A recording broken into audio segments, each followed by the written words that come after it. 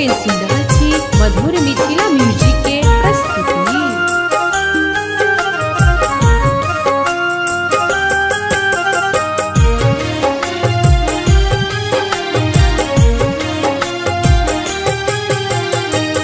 माटिए में मिल जाए माटी के तनमा, माटिए में मिल जाए माटी के तनमा, शिव गुरु के भजन में लगाल तू मनमा, महल अटारी पर ना कर गुमानमा, महल अटारी पर ना कर गुमानमा,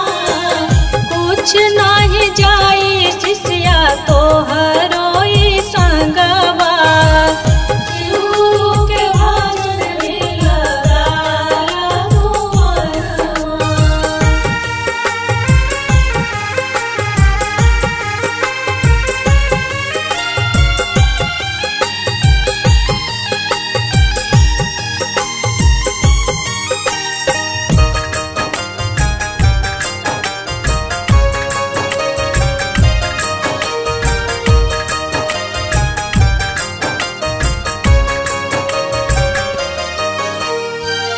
हाथवा में बांधिला तू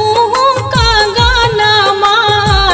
शिव गुरु के भजन में लगाल तू मनमा, हाथवा में बांधिला तू कंगनमा, शिव गुरु के भजन में लगाल तू मनमा, शिव गुरु के भजन में लगाल तू मनवा। केतनो जे करबा महीना तू जतनमा, केतनो जे करबा महीना तू जतनमा, राख होई जाई बहिना सुंदर बदनमा, शिव गुरु के भजन में लगाल तू मनवा।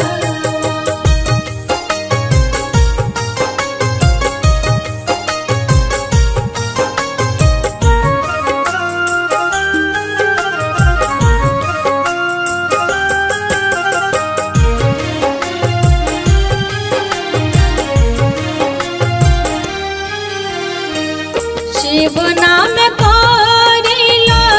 तू रटनमा, शिव गुरु के भजन में लगाल तू मनमा, शिव नाम करिला तू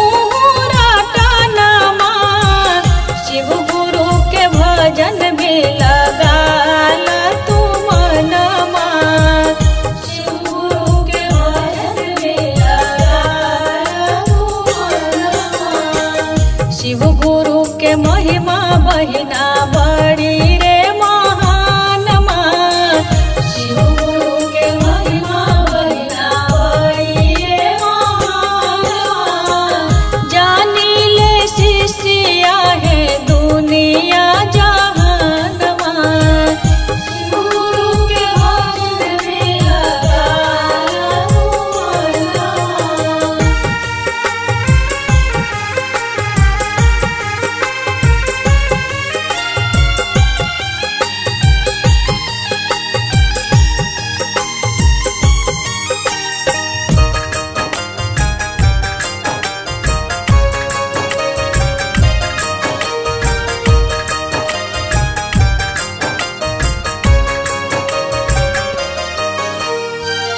भैया हरेंद्र के माना कहनमा, दया मांग चर्चा कर कर पर नमवा, भैया हरेंद्र के माना कहनमा,